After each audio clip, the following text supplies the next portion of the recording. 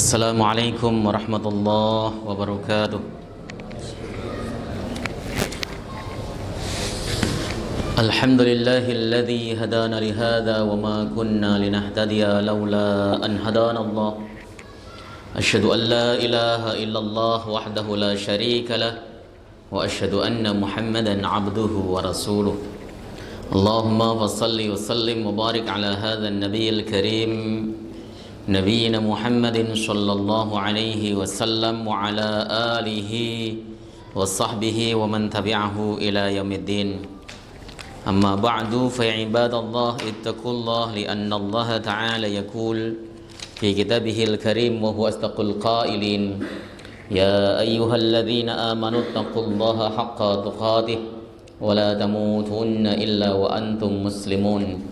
فإن أحسن الحديث كتاب الله وخير الهدي هدي محمد وشر الأمور محدثاتها وكل محدثات بدعة وكل بدعة ضلالة.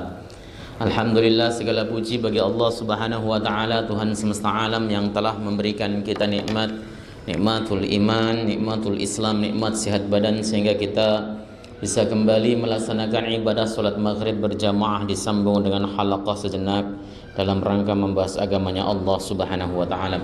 Salawat beserta salam mudah-mudahan terus tercurah ke pangkuan Rasulullah Muhammad sallallahu alaihi wasallam beserta seluruh keluarga beliau, sahabat, kerabat dan pengikutnya, serta kita semuanya umat beliau, umat dakwah ijabah yang senantiasa istiqamah konsisten dalam menjalankan dan mengerjakan sunnahnya hingga akhir masa nanti.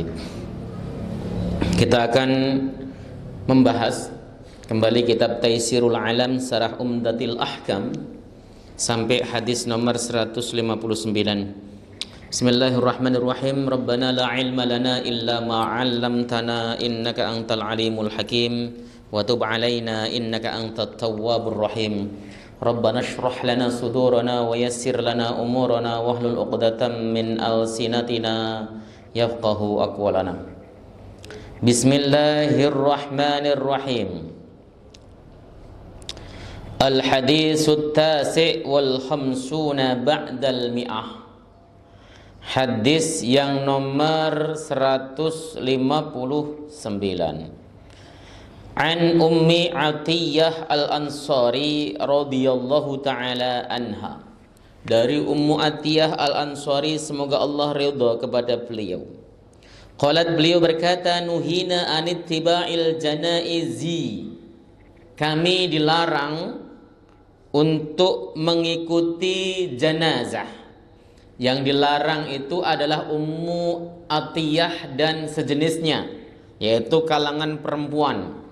Kata beliau, Ummu Atiyah itu seorang sahabiyah yang agung, ya, sahabat perempuan Nabi sallallahu alaihi wasallam.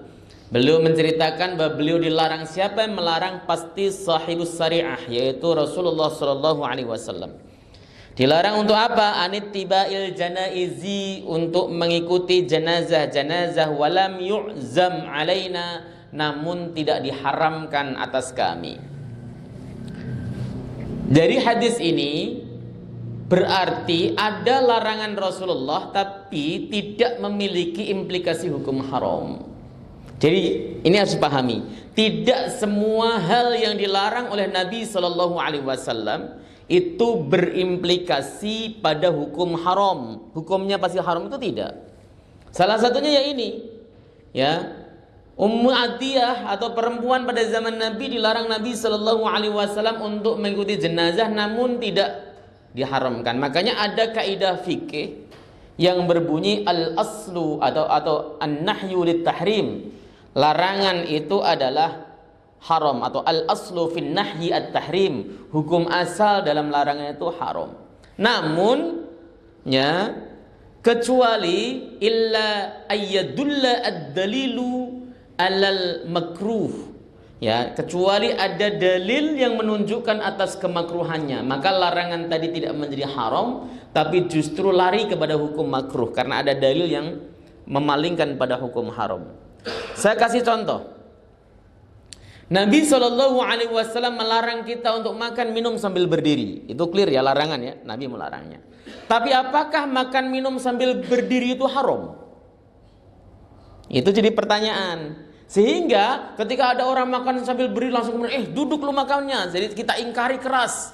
Kadang-kadang mengatakan, masa guru ngaji makan sambil berdiri? Seakan-akan implikasi daripada hukum makan sambil berdiri itu haram. Tidak, saudara. Enggak. Imam An-Nawawi dalam Fatwa Nawawinya mengatakan hukum makan sambil berdiri itu khilaf aula atau makruh lah. Kalau minum sambil berdiri baru kemudian makruh hukumnya. Kenapa kemudian kok bisa dipalingkan pada hukum makruh bukan kok pada haram sebab Nabi melarangnya? Pertama, ada dalam hadis Sahih Muslim Sayyidina Ali pernah minum sambil berdiri sembari beliau mengatakan, demikianlah aku melihat Rasulullah SAW pernah melakukannya. Karena Nabi pernah melakukannya, Sayyidina Ali mencontohnya. Jadi hukum minum sambil berdiri dalam keadaan darurat, dalam keadaan hajat itu tidak implikasi hukum haram. Terus kenapa makan sambil berdiri juga hukumnya tidak lantas menjadi haram? Karena Ibnu Umar mengatakan, nahnu na'kulu masiyan, kami biasa makan sambil berjalan. Masa jalan ngesot, pasti berdiri. Dari situ lalu kemudian para ulama mengambil kesimpulan, oh ya, makan minum sambil berdiri dilarang Nabi. Tapi implikasi hukumnya bukan haram, namun sampai kepada hukum makruh saja. Kalau dalam keadaan ada hajat, hukumnya hilang keharamannya, hilang kemakruhannya, menjadi boleh. Ini dipahami. Kadang-kadang kalau nggak paham kita agak sedikit rumit. Seakan-akan kalau dilarang Nabi langsung otomatis haram. Tapi makruh juga larangan. Kalau kemudian dihindari lebih bagus. Antum bisa makan sambil duduk, makanlah sambil duduk. Antum bisa minum sambil duduk, minumlah sambil duduk. Dalam keadaan-keadaan emergensi, antum misalnya nih di prasmanan, banyak orang yang datang dan sebagainya. Nah sementara kalau kita makan sambil duduk ngeleprah, celana kita kotor, bisa kesandung orang dan sebagainya, makan sambil berdirilah, tidak apa-apa, nggak makruh. Kenapa alasannya? Karena larangan tidak mesti berimplikasi kepada haram dan ada hajat. Tapi kalau saya makan minum terus kemudian ada jamaah saya yang belum pernah ngaji mendalam, mana suka nyolot begitu, ya saya pasti jongkok minimal atau duduk. Kenapa? Daripada disolotin, saya males. Ya. Tapi kalau sama jamaah yang sudah ngaji, paham ya tentang alur pendapat para ulama dan bagaimana memahami nas, ya saya berdiri gitu kan. Sampai suatu hari saya itu pernah diundang resepsi pernikahan seorang dokter begitu kan. Memang prasmanan total kan seperti itu. Nah, saya sebenarnya sudah asik sambil nyandar, saya makan sambil berdiri. Tiba-tiba ya, dan itu saya ngobrol sama jamaah saya, murid saya tuh. Jadi mereka sudah tahu bahwa para ulama itu menegaskan begitu. Nah, tetapi tiba-tiba di kanan kirinya itu ada istri-istri mereka yang belum tahu. Wah, makanya mereka sambil duduk di lantai begitu. Ya, akhirnya saya pergi aja lah daripada di situ nimbul fitnah. Ya, itu cara memahami nas ya. Jadi, tetapi kalau ditanya, Ustadz, tapi bagus mana makan sambil duduk ataupun sambil berdiri? Ya bagus sambil duduk. Wong makruh juga larangan. Ya, kecuali ada hajat tadi, hajat. Kenapa kok tidak makruh ada hajat? Karena Sayyidina Ali, beliau itu pulang dari safar lalu kemudian meneguk air glek, kata beliau, aku pernah melihat Rasulullah melakukan hal ini. Itu yang pertama dalilnya. Dalil yang kedua, Nabi pernah minta minum air Zam-Zam kepada Abbas untuk minum. Lalu kemudian Abbas memerintahkan kepada anaknya namanya Fadl bin Abbas, saudaranya Abdullah bin Abbas, untuk minta gelas saja yang di rumah. Kata Nabi, tidak usah pakai itu saja. Ketika dikasih, Nabi SAW minum sambil berdiri. Lalu kemudian muncul sebagian pendapat kalau untuk air Zam-Zam itu minumnya disuruh berdiri itu karena kasus itu. Padahal tidak ada spesifik air Zam-Zam itu, tidak ada. Itu menunjukkan kalau ada hajat, ada kebutuhan mendesak dan sebagainya itu diperbolehkan. Ya, itu bisa dipahami. Tapi kalau ada kursi kosong antum berdiri ya salah. Ya, duduklah yang bagus. Ya, misalnya antum tamu VIP ada kursinya, ya duduk yang bagus, yang rapi. Jangan kemudian masih berdiri, sok-sokan mengamalin hadis, itu salah itu dia. Ya. Ini contohnya ya. Nah, kasus ini Nabi Shallallahu Alaihi Wasallam melarang seseorang atau para wanita untuk mengikuti jenazah, dilarang, tidak boleh. Tapi larangan itu tidak memiliki dampak haram. Makruh, perempuan ngikutin jenazah itu makruh, tidak sampai kepada wilayah hukum haram. Gitu ya. Al-ma'na al-ijmali. Ummu Atiyah al-Ansariyah minas sahabiyatil jalilat. Tufidu anna Nabiyya sallallahu alaihi wasallam nahan nisaa an ittiba'il janaiz.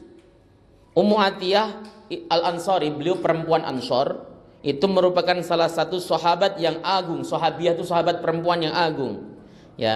Bisa diambil faidah dari hadis ini, sesungguhnya Nabi itu melarang perempuan, wanita-wanita untuk mengikuti jenazah, dilarang. Lima fihinna min syiddatir raqqati warrafah, karena perempuan itu lembut, lemah hatinya, gampang nangis. Takutnya kalau kemudian dia diizinkan mengikuti jenazah, adanya nangis terus di jalan. Maka dilarang. Kemudian dari sini, dari elat ini, lalu para ulama mengambil kesimpulan atau ada mengambil kesimpulan bahwa mengikuti jenazah bagi perempuan yang hatinya kuat, sabarnya luar biasa, boleh jadi begitu. Itu sebagian ulama, enggak semuanya. Nah, begitu, ya. Nah, karena larangan ini meskipun tidak berimplikasi haram, tapi para ulama berbeda pendapat. Ada yang makruh, tapi ada yang menghukumi makruh tahrim. Ya, perempuan ziarah ke kubur, madhab Syafi'i itu makruh, tidak sampai haram. Madhab Hambali haram, minimal makruh tahrim, makruh yang diharamkan, dosa. Makanya Hanabilah itu tidak memperbolehkan perempuan ikut ziarah ke kubur meskipun ke kuburan orang tuanya sekalipun.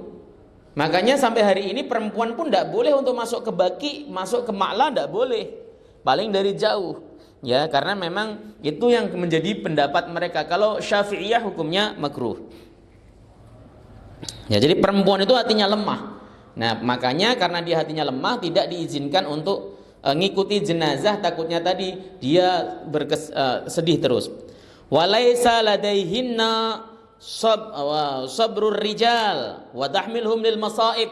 Perempuan itu tidak memiliki kesabaran layaknya laki-laki. Laki-laki itu meskipun hatinya menangis itu ditahan, kuat, ya, meskipun sedih, matanya sampai merah, kalau kadang meleleh air matanya, tapi laki-laki itu kuat menahannya. Kalau perempuan tidak, perempuan tuh lebih gampang meluapkan emosinya, ya, apalagi yang meninggal tuh suaminya satu-satunya yang penopang nafkah misalnya. Wah, dia bisa mukul-mukul pipi, aduh, plak, aduh, saya sama siapa? Siapa yang memberikan makan saya? Itu perempuan biasanya. Nah, biasanya kalau kayak gitu ada laki-laki modus, tenang aja. Ya, bentar lagi akan ada orang yang datang, ya, orang yang akan menafkahi kamu. Orangnya ya model-modelnya kayak saya seperti itu. Kalau begitu, kalau model kayak gitu itu boleh. Ya, hanya sekedar nyindir-nyindir begitu boleh, tapi kalau mengatakan dia kamu nanti saya lamar, itu tidak boleh. Karena dia masih dalam kesedihan, bela sungkawa baru ditinggal suami. Kalau hanya sekedar nyindir-nyindir boleh, seperti itu ya. Itu modusnya kayak gitu tuh. Ya. Jadi laki-laki itu memiliki kesabaran dalam menanggung musibah. Kalau perempuan tidak, makanya oleh sebab itu perempuan dilarang untuk melakukan mengikuti jenazah. Walakin ma hadza fuhimat min qara'inil ahwali anna hadzan nahya laisa ala sabilil azmi wat ta'kid. Ya. Fa ka'annahu la yufidu tahrim dzalika alaihinna. Namun disertai dengan larangan itu bisa dipahami dari bukti-bukti yang ada, sesungguhnya larangan itu bukan larangan keharaman, bukan larangan keharaman, tapi ini hanya larangan si perempuan ini jangan sampai larut dalam kesedihan. Makanya yang benar takziah itu menghibur, bukan malah mancing-mancing kesedihan. Takziah itu menghibur, gini contohnya. Contoh menghibur itu, tidak apa-apa, mudah-mudahan Allah Subhanahu wa taala lipat gandakan pahala ibu bapak sekalian. Bapak ini orang soleh, alhamdulillah. Ya, saya yakin insya Allah bapak ini husnul khotimah meninggalnya, min ahlil jannah, amaliyahnya banyak. Udah, gak usah dirisaukan. Yang perlu dirisaukan adalah bagaimana kita bisa meniru bapak yang telah wafat. Begitu itu namanya menghibur. Nah, yang kebiasanya orang-orang kalau datang takziah itu kumpul-kumpul ceritain kebaikannya, tambah pada nangis. Saya nggak nyangka bapak pergi padahal orang baik. Kemarin baru saja traktir saya, nangis semuanya. Itu bukan menghibur, itu namanya. Itu yang termasuk dalam bab niyahah malah justru. Kenapa kumpul-kumpul seperti itu bisa membangkitkan kesedihan baru, nggak selesai-selesai nanti nangisnya. Ya, datang lagi saudaranya, kemudian dia cerita lagi kebaikannya dan sebagainya. Ya, coba datang hibur, namanya takziyah, itu menghibur. Azza yu'azzi ta'ziyan ta'ziyatan ti'zaan mu'azzan fahuwa mu'azzin. Orang yang takziyah itu disebut mu'azzin, itu adalah orang yang menghibur. Dihibur, makanya kenapa 3 hari? Lewat 3 hari sebenarnya sudah cukup, mereka sudah kuat. Begitu ya, itu hiburan. Datang itu menghibur, yang sabar, didoakan, yang kuat dan sebagainya. Ya, dikasih motivasi, jangan kemudian diungkit-ungkit kesedihannya lagi. Nangis pecah lagi, peluk-pelukan lagi, nangis sampai ada yang muter-muter video segala kayak gitu ya. Ya, orang zaman akhir takziah muter video. Ma yu'khad minal hadis, apa sih yang bisa diambil dari hadis ini? Yang pertama, nahjun nisa'i anittiba'il janaizi, larangan bagi perempuan untuk mengikuti jenazah, wa huwa amun fit tibaiha ila haitsu tajahuzin, ya, wa yusalli 'alaiha wa ilal maqbarah, atau wa yusalla 'alaiha wa ilal maqbarah haitsu tudfanu. Jadi yang disebut ittiba'ul janaiz itu larangannya menyeluruh. Kalau di dalam kitab ini Taisirul Alam, menyeluruh. Mulai dari pulasara jenazah, kemudian mensolatinya hingga mengantarkannya ke kuburan sampai memakamkannya, itu secara totalitas. Tapi tadi larangannya tidak memiliki dampak haram. Kadang-kadang yang kayak gitu tuh, ya nggak mau, pokoknya saya harus ngikuti, saya kan anaknya, masa nggak boleh sih, gitu kan? Ya, antum gak usah galak-galak. Ya Rasulullah yang melarang kok kamu mau, gitu kan? Saya kuat, pokoknya kalau sampai sana gak nangis. Janji ya, misalnya gini. Mau ya, udah. Berarti kita mengikuti pendapat ulama yang mengatakan makruh saja. Begitu. Tapi kalau kemudian antum bisa tegas, di rumah saja, nanti malah ngerepotin kalau pingsan, misalnya begitu. Ya, itu juga boleh. Karena memang khilaf di kalangan para ulama. Ailatun nahyi anna an-nisaa la yutiqanna mithla hadhil masyahid al-muhzinah wal mawaqif al-mu'athirah. Perempuan itu enggak kuat untuk melihat sesuatu yang menyedihkan. Perempuan itu enggak kuat, ya. Dan menyaksikan bapaknya, suaminya, adiknya, kakaknya dikuburkan, mulai kemudian satu cangkul ngerubuhin orang yang sangat disayangi, itu nggak kuat perempuan. Laki-laki mah kuat-kuat aja. Ya, tapi tergantung, dengan ada laki-laki yang sifatnya melankolis kayak perempuan juga ada. Ya, malah justru yang nangis, gedor-gedor pintu malah laki-lakinya itu ada yang kayak gitu tuh. Ya, gitu. Ya, nomor 3, al-aslu fin nahyi at-tahrim. Hukum asal dalam larangan itu haram. Illa anna umma atiyatin, ya, fahimat min qarinatil hal anna nahyahunna an tiba'il janais laisa jaziman muakkadan. Ya, hukum asal dalam larangan itu haram. Kaidah usulnya memang begitu. Al-aslu fin nahyi at-tahrim. Hukum asal dalam larangan itu haram. Ya, seperti al-aslu fil amri wujub, hukum asal dalam perintah itu wajib asalnya. Tetapi jika ada korenah, ada bukti atau ada dalil yang memalingkan pada hukum haram, maka jadinya bukan kepada hukum haram. Jika ada perintah, ya, kemudian ada korinah, bukti ataupun dalil yang memalingkannya kepada hukum sunnah, ya jadi sunnah. Contoh. Rasulullah Shallallahu Alaihi Wasallam itu memerintahkan kita untuk melaksanakan sholat Id. Ya kan? Dan sepanjang hayatnya Nabi tidak pernah tidak sholat id terus. Lalu apakah perintah tersebut implikasinya wajib? Dipahami oleh madhab Hanafi, iya. Maka sholat id versinya Hanafi itu wajib. Kalau antum nggak sholat id sadar dosa antum. Padahal ada kesempatan. Hanafi, Syafi'i tidak.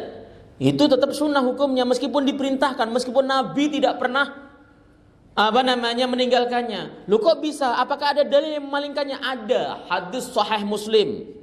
Ketika orang Arabi datang kepada Nabi bertanya tentang mal Islam, apa Islam itu? Lalu ditegaskan oleh Nabi sallallahu alaihi wasallam salat 5 waktu. Dia berkata, "Hal alayya ghairuhunna?" Apakah ada kewajiban salat lain untuk kami ya Rasul, untuk saya Rasul? Nabi mengatakan tidak. La illa an tatawwa'a. Tidak ada kecuali kalau kamu pengen salat sunnah. Artinya salat selain salat 5 waktu itu hukumnya hanya sunnah. Sekuat apapun dia, meskipun Nabi SAW mengerjakannya terus menerus. Ini karena ada dalil yang memalingkan. Tapi ya bisa jadi para ulama berbeda pendapat. Kenapa? Ya tadi istidlal mereka berbeda. Ya banyak sih contohnya, kalau saya berikan contoh bisa sampai setengah 10 nggak selesai satu-satu contohnya. Ya artinya bahwa tidak semua perintah itu wajib, tidak semua larangan implikasinya haram. Ya begitu. Saya pernah ditanya, kalau tidak dilakukan oleh Nabi bagaimana Ustadz? Ya kalau tidak dilakukan Nabi itu kembali kepada hukum hukum 5. Ya, hukum itu kan 5 kan? Ya. Wajib, sunnah, mubah, makruh, haram. Nabi tidak melakukan, itu bisa kembali kepada hukum 5. Wajib, loh kok bisa wajib? Wajibnya itu karena memelihara sesuatu. Misalnya contoh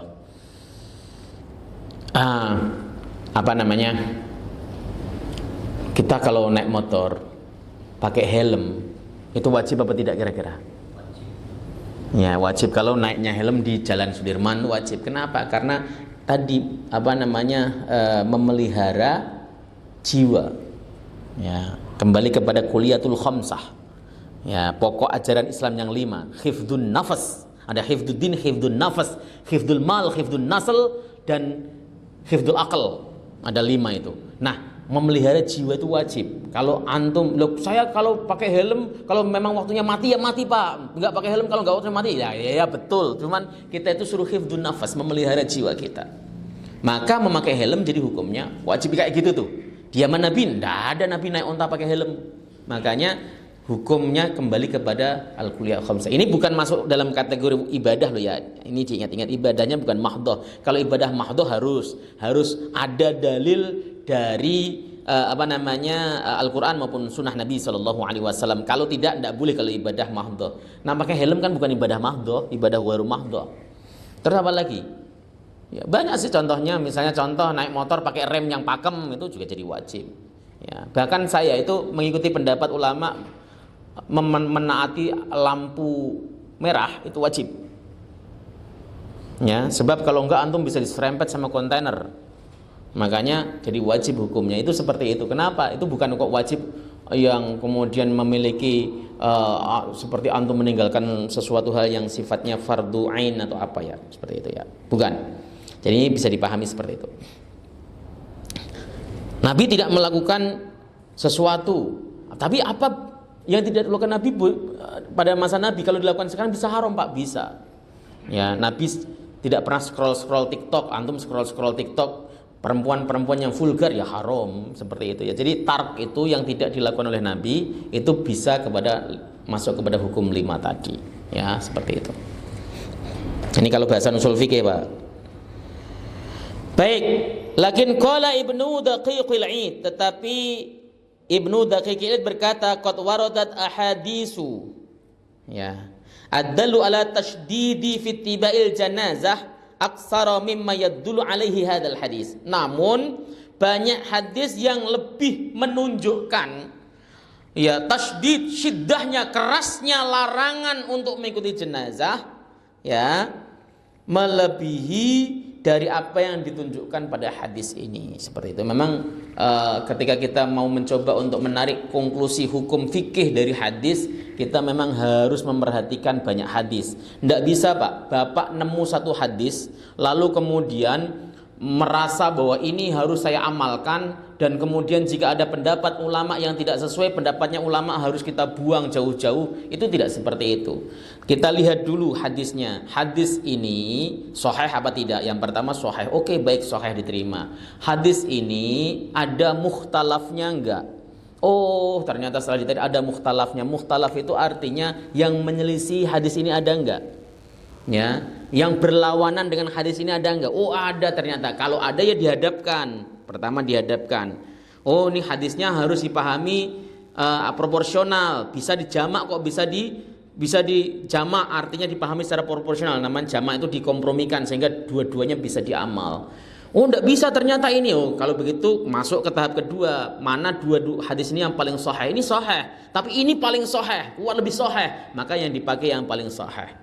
Kemudian setelah itu kok nggak bisa? Sama-sama sahihnya Ustadz. Masuk ke yang ketiga, cara ketiga, yaitu dilihat mana yang paling belakangan turun atau disabdakan Nabi, mana yang duluan. Yang belakangan membatalkan yang duluan. Kalau tidak bisa dilakukan, bagaimana? Dua-duanya mulgha, tidak usah dipakai. Tapi tidak usah dipakai itu tidak pernah terjadi di dalam fikih Islam kita, karena belum pernah ada hadis sahih tidak diamalkan sama sekali.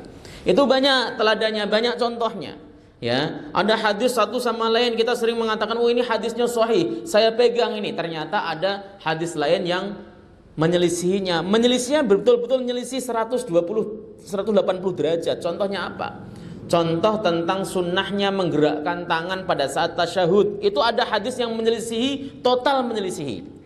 Riwayat Bazar itu beliau mengatakan Nabi ketika tasyahud menggerakkan tangannya sembari pada saat berdoa hina yad'u. Ya Nabi itu summa yuharriku asara bisababihi summa yuharriku hina yad'u. Kemudian beliau menggerakkan pada saat berdoa. Itu hadisnya sahih, Pak.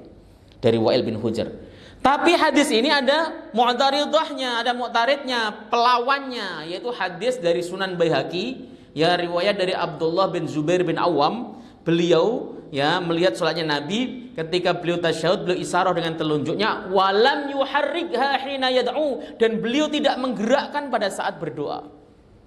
Tabrakannya total kan ini. Antum mau gimana? Antum adalah sudah ini hadisnya sahih saya pegang, yang tidak menggerakkan berarti menentang hadis sahih. Kan itu namanya sok jagoan. Padahal belum baca hadis yang sifatnya banyak. Nah, kalau mau pahami, kita bisa memahaminya nanti dengan baik, kita akan menerima, oh yang menggerakkan oke lah, yang tidak menggerakkan oke lah, yang menggerakkan ilallah oke. Kenapa? Karena paham semuanya. Oke, itu tadi. Muhammadiyah, majelis tarjihnya mengatakan memilih yang tidak menggerakkan itu yang kuat. Kenapa? Dari semua kutubu tis'ah itu tidak ada redaksi menggerakkan, tidak ada. Hanya asaro bisa babatihi. Beliau isaro dengan telunjuknya. Ya, beliau isaro dengan telunjuknya itu ada di Sahih Bukhari, Sahih Muslim, Sunan Nasai, Abu Dawud, Tirmidzi, redaksinya begitu. Isaro, tidak ada yuharrikuha. Makanya Muhammadiyah, ini Muhammadiyah lo antum nggak setuju nggak apa-apa.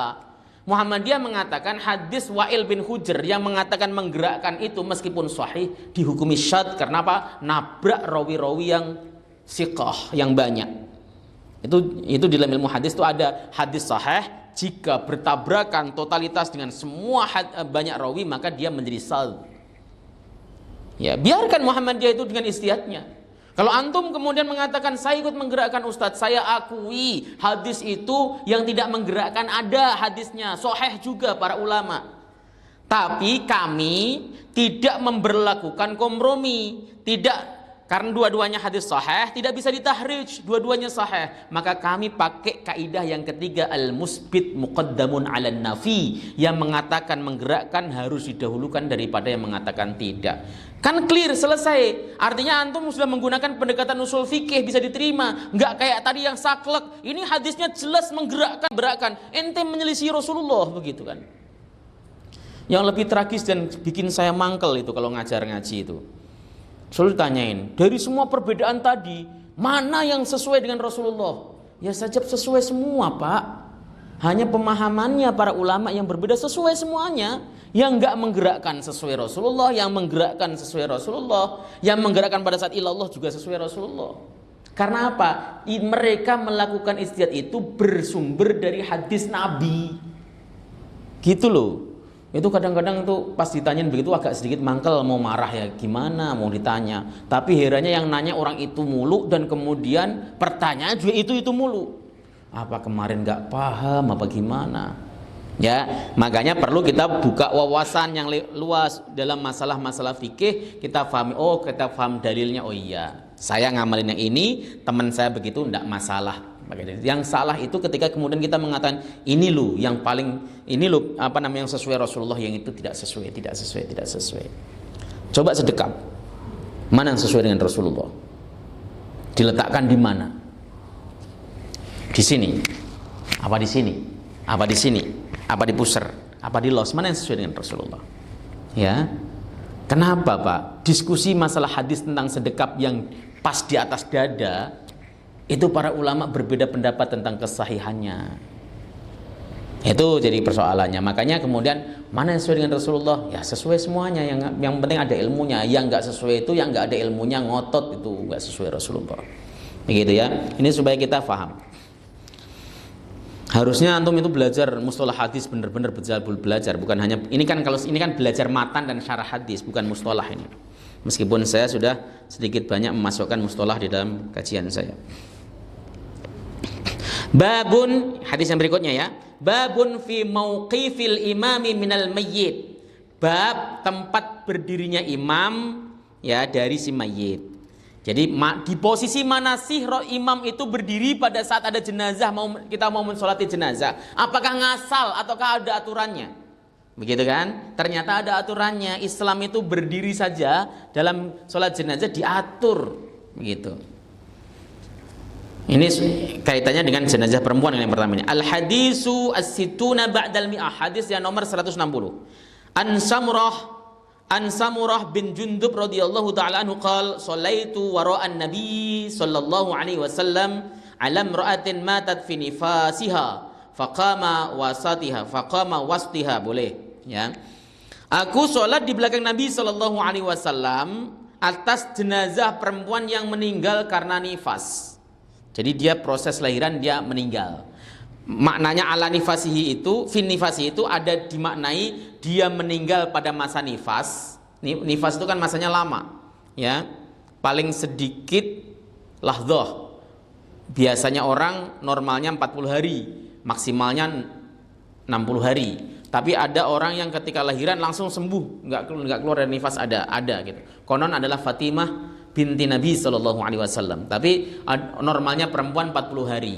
Nah, normalnya perempuan 40 hari. Nah, paling banyak itu 60 hari. Itu nifasnya. Nah, ada yang maknai di masa itulah dia meninggal. Atau ada yang maknai ketika lahiran dia meninggal, pendarahan. Nah, ini perempuan meninggalnya karena itu. Faqama, maka berdirilah Nabi ya wasatoha, gitu mestinya ya.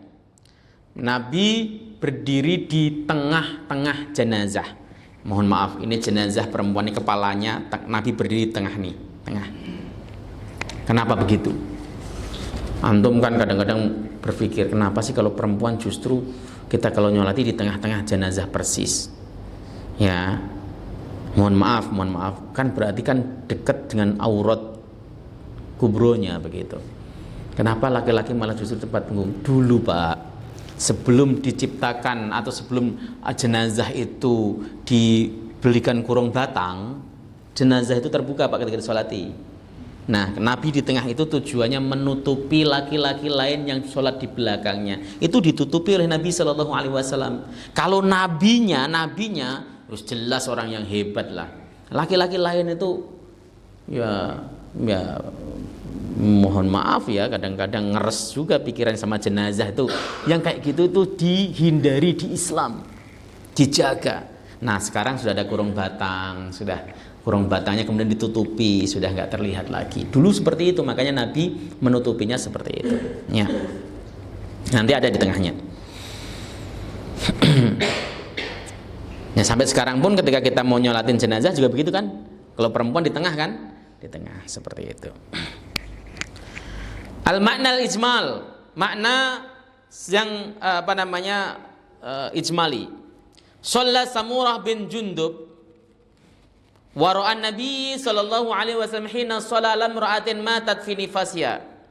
Samurah sholat di belakang Nabi ketika Nabi mensolati perempuan yang meninggal di masa nifasnya. Faqama sallallahu alaihi wasallam iza'a wastiha. Nabi berdiri pas di pertengahan jenazah. Wa dzalika liyasturuha an ayunil musallina asna'a wad'iha amamahum. Nah ini, yang demikian tujuannya supaya Nabi itu menutupi jenazah perempuan tadi dari pandangan musallin, laki-laki yang nyolatin. Itu tujuannya. Jadi syariat Islam itu memang begitu. Saddud dzara'i'nya itu jalan. Ya, menutup hal-hal kemungkinan-kemungkinan yang buruk itu dilakukan. Ya. Makanya ketika ada, kenapa kok saya itu termasuk yang berpendapat bahwa jabatan laki-laki dengan perempuan ghairu mahram, ajnabi itu haram. Ya. Ada yang mengatakan, "Loh kalau enggak syahwat kan enggak apa-apa, Ustadz." Sekarang kalau kita tolok ukurnya syahwat itu kita nggak punya pedoman yang jelas. Antum asalnya nggak syahwat, salaman di rumah mahram nggak syahwat, mungkin sama pas lagi reunian atau lebaran halal asalnya nggak syahwat. Tapi begitu salaman jegrek karena halus tangannya lembut tiba-tiba syahwat. Bagaimana cara melepaskannya? Dilepasin ya sudah kadung syahwat, antum haram. Syahwat itu kok bukan artinya terangsang hati mak dek itu syahwat Pak. Masya Allah lembut banget itu syahwat itu. Emang dikira syahwat itu apa? Intisar, berdiri ya tidak harus begitu. Syahwat itu tadi perasaan. Nah ketika ada begitu, bagaimana cara ngatasinya? Dilepas. Uang sudah terlanjur bersentuhan dan syahwat haram. Maka saddud dzara'i'nya dan memang Nabi Shallallahu alaihi wasallam juga menegaskan begitu. Kalau bagi saya laki-laki dan perempuan tidak usah salaman. Kenapa? Apalagi murid sampai dicium tangan. Anak sekarang tuh Pak kalau nyium tangan pakai bibir. Saya tuh kadang-kadang geleng-geleng kepala. Itu yang dicium guru laki-laki masih muda Pak. Masih muda. Yang nyium anak perempuan, anak SMA, apalagi anak kuliah. Oh dosen seneng banget jeng. Biar dapat barokah sampai nyiumnya dibolak-balik gitu kan ya. Loh ini saya ngomong sambil sembari kritik, itu serius. Di kampus-kampus Islam juga begitu. Laki-laki itu Pak nggak ada matinya kalau nggak sakit. Syahwatnya itu nggak ada matinya, berkobar tuh kalau nggak sakit. Bahkan makin tua makin menjadi katanya. Nah, kecuali sakit. Nah begitu itu laki-laki. Nah Pak Ustadz, itu yang saya jabatkan Pak guru saya umurnya sudah 65-70 tahun, kan nggak apa-apa. Pak gurumu 60 tahun, anti masih muda, umurnya 18. Ya, kalau dicium nih salaman ini, dicium pakai kening diomelin, nggak sopan, nggak hormat sama guru. Nyium itu pakai bibir. Ya kalau laki-laki boleh Pak, laki-laki sama laki-laki begitu silahkan. Ini perempuan no, haram kalau saya. Agak sedikit takut. Ya anak kita gini aja cukup gitu. Wah belagu misalnya gitu. Kalau belagu bapak dawam wudu, ya nggak usah kemudian nggak batal Pak. Ya nggak batalnya, tapi syahwatnya itu yang harus dikoordinasi. Saya itu pernah bilang, kenapa sih banyak kasus di pesantren itu terjadi pencabulan? Ya karena mempermudah yang tadi. Asalnya mulai salaman, selesai ngaji, yuk salaman yuk supaya berkah sama abah gitu, berlaman diciumin satu kan sambil dilihat wajahnya, cantik juga nih anak begitu kan. Loh ini serius kita ngomongnya ya, makanya haram, nggak usah kemudian digituin. Antum kalau lebaran ada ponakan-ponakan dan sebagainya, udah tidak usah kemudian pakai peluk-peluk, nggak usah, bahaya ya. Ipar datang dari jauh, ada ipar dari cepik-cepikin, nggak usah, haram. Ya, itu kalau kita pengen disiplin ya, rata-rata kan nggak pada mau disiplin sih ya. Itu kemarin ada film namanya Ipar Maut itu. Seperti itu. Baik. Jadi tujuannya untuk menutupi dari pandangan-pandangan muslim. Makanya salah satu itu kenapa sih perempuan tidak boleh jadi imam bagi jamaah laki-laki? Tidak boleh, Pak. Kenapa? Ya itu takut syahwat tadi. Kenapa nggak boleh jadi khotib? Ya takut syahwat tadi, satu dzara'i. Jadi supaya tidak ada hal-hal buruk terjadi. Tujuannya, ya. Perempuan itu kalau jadi imam ataupun jadi muadzin, ya di kaumnya itu tidak boleh dia keras-keras sebagaimana laki-laki. Adanya Allahu Akbar, Allahu Akbar, gitu nggak boleh. Imamnya juga tidak seperti suara laki-laki yang jelas, misalnya Alhamdulillahi Rabbil Alamin. Nggak usah pakai speaker, si kaumnya saja itu. Dan posisinya yang memang kalau imam perempuan itu di tengah shaf. Kenapa? Suara perempuan itu ada menghukumi aurat, ada menghukumi tidak aurat, tapi madinatul fitnah. Ya menghukumi aurat ya tentu nggak boleh teriak-teriakan, tapi menghukumi madinatul fitnah, sumber fitnah. Perempuan Pak ngaji suaranya enak luar biasa, bapak ngopi itu sambil nikmati. Masya Allah suaranya keren banget, cantik kali ya begitu. Laki-laki mau suaranya seperti apa, perempuan goreng tempe, ya goreng tempe saja nggak kebayang, itu serius. Serius. Nah makanya saya ketika baca kitab itu, nah kenapa sih laki-laki selalu diiming-imingi bidadari nanti kalau mati, kalau masuk surga? Kenapa perempuan gak ada?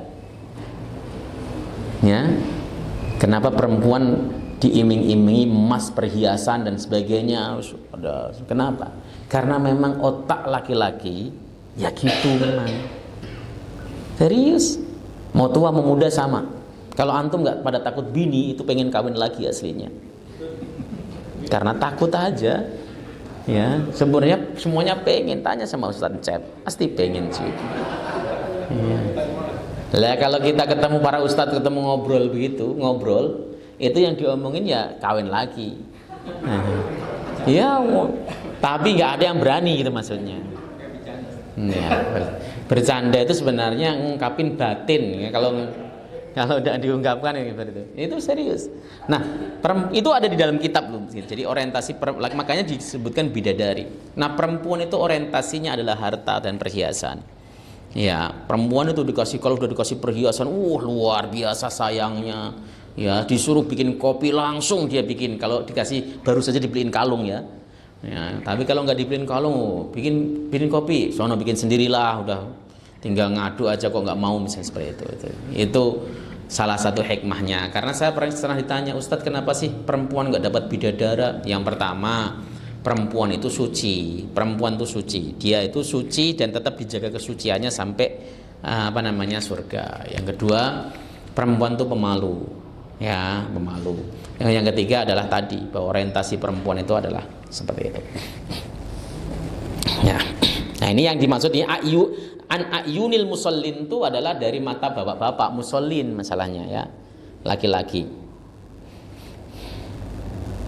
Qabla ayyuttakhadha lahunna al-mikhfah fawqa sarir, sebelum dibuat penutup di atas sarir. Sarir itu ranjang atau kalau kita kurung batang itulah seperti itu. Mayukhad minal hadis, apa yang bisa diambil dari hadis ini, pelajaran apa? Yang pertama, as-salatu alal janazati wa masru'iyatiha, salat jenazah dan disyariatkannya salat jenazah. Salat jenazah itu memang fardu kifayah. Kemarin saya pernah menjelaskan fardu kifayah itu aslinya sebelum ada yang melakukan, itu seluruh kaum muslimin yang tahu dan berada di sekitarnya terbebani semuanya. Itu fardu kifayah. Sebelum ada yang melakukan, semuanya terbebani. Beda dengan fardu ain. Fardu ain itu yang terbebani cukup satu orang aja itu. Salat zuhur 5 waktu misalnya, yang terbebani adalah si mukallaf tadi saja. Tapi kalau salat jenazah itu yang terbebani semua orang yang ada di lingkungan itu dan dia tahu bahwa ada jenazah yang meninggal. Baru ketika kemudian ada satu orang yang melaksanakannya, gugur dosanya. Makanya Imam Al-Juwaini itu Imam Harumain, Abdul Malik Al-Juwaini, beliau mengatakan fardu kifayah itu sebenarnya bebannya lebih tinggi daripada fardu ain, begitu. Itu pendapat Al-Juwaini. Ya karena begitu logikanya tadi.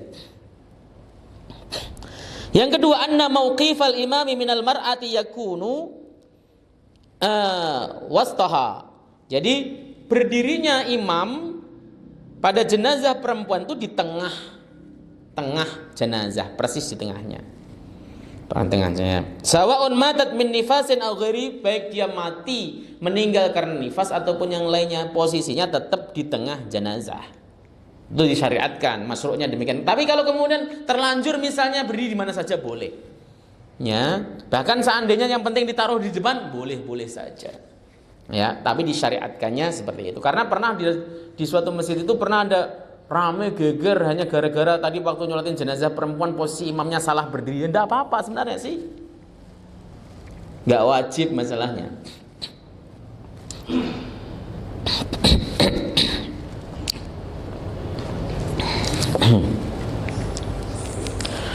Yang nomor 3, annan nufasa wa in hazat asyhadatu bimautiha fi nifasiha yusalla 'alaiha fala ta'khudhu hukmas syahidil ma'rikah. Jadi perempuan-perempuan nifas yang mati meskipun dia disebut mati syahid, tetap dia wajib diperlakukan sebagaimana jenazah yang lain, seperti dimandikan, dikafani dan disolatkan. Beda dengan syahid yang wafat di ma'rikah, di medan laga. Ya, kalau para ulama fikih menyebutnya syahid itu ada 3 macam. Yang pertama syahid dunia akhirat, ini orang yang berperang fi ma'rikatil kufar, dalam medan perang melawan orang kafir. Niatnya hanya li'ilahi kalimatillah yal ulya, untuk menegakkan kalimat Allah yang maha tinggi. Niatnya hanya itu, bukan li talabil ghanimah ataupun apa saja. Niatnya hanya karena itu saja. Nah, dia mati. Ketika mati dia dihukumi syahid dunia akhirat. Syahid dunia akhirat itu dia tidak boleh dimandikan, dia tidak boleh tidak usah dikafani dengan bajunya saja, tidak disolati lalu dikuburkan begitu saja. Itu syahid dunia akhirat, itu dia masuk surganya super VIP. Kalau bapak pengen ya segera sono berangkat. Ya, yang nomor 2 adalah syahid dunia. Syahid dunia itu dalilnya adalah pada saat Nabi SAW menginspeksi pasukannya pada saat perang Hunain. Sahabat mengatakan, fulan syahid ya Rasul, Rasul diam. Fulan syahid ya Rasul, Rasul diam. Itu ketika ketemu sama jenazah kaum muslimin. Yang ketiga Rasul disebutkan fulan syahid ya Rasul, Rasul mengatakan kalla, enggak, dia enggak syahid. Laqad ra'aituhu fi nari jahannam, aku melihat dia di neraka jahanam. Itu dalil bahwa orang yang mati di medan perang melawan orang kafir pun ada yang tidak syahid, maka dihukumi syahid dunia. Dia tetap dikuburkan tanpa disolati, tanpa dikafani, tanpa dimandikan dan sebagainya tadi, ya, dikuburkan secara dunia begitu, tapi di hadapan Allah dia tidak syahid. Yang ketiga syahid akhirat. Syahid akhirat itu seperti orang yang mati melahirkan, orang yang mati ketabrak, orang yang mati kerubuhan gedung, orang mati terbakar, orang mati tenggelam. Itu adalah syahid akhirat. Orang yang mabtun, sakit perut. Ya, jangan dianggap kalau orang mati kayak gitu, wah nyawanya penasaran pasti ini, kenapa belum saatnya mati udah mati. Nggak ada. Islam itu nyawa penasaran nggak ada. Nggak ada, ini belum saatnya mati. Kalau belum saatnya mati ya hiduplah dia. Ya, kan orang-orang begitu tuh. Wah ini nyawanya penasaran. Ada yang kemudian di tempat meninggalnya tersebut tuh disiram pakai kembang dan sebagainya. Nggak ada. Ya, itu malah syahid akhirat. Orang sakit perut itu syahid akhirat, Pak.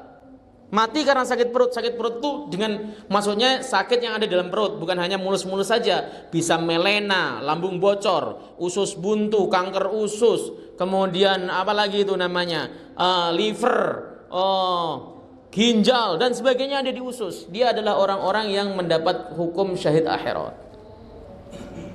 Mencret-mencret diare itu syahid akhirat juga. Makanya kalau bapak mencret-mencret, tahanlah 1 hari 1 malam. Siapa tahu syahid ya. Karena tarkut tadawi, tidak berobat tapi sabar, itu boleh loh, serius. Bapak nggak berobat tapi sabar lah, jangan ngeluh, itu boleh, tidak dosa ya. Tapi kalau tadawi berobat disertai sabar lebih baik. Kenapa? Karena Rasulullah juga berobat. Dan saya mengikuti pendapat kedua, karena sakit itu rasanya menderita sekali, apalagi sakit perut, aduh ya Allah, menderita sekali ya. Gitu ya Pak ya. Jadi syahid akhirat ini dia dapat dispensasi tidak diazab di kubur. Tapi masalah urusan neraka surga ya nanti dihisab dulu. Tapi dia tidak diazab di kubur. Saya rasa begitu. Kalau ada muskil atau enggak ada ya? Baik, kita tutup majelis. Subhanakallahumma hamdika asyhadu an la ilaha illa anta astaghfiruka wa atubu ilaik. Assalamualaikum warahmatullahi wabarakatuh.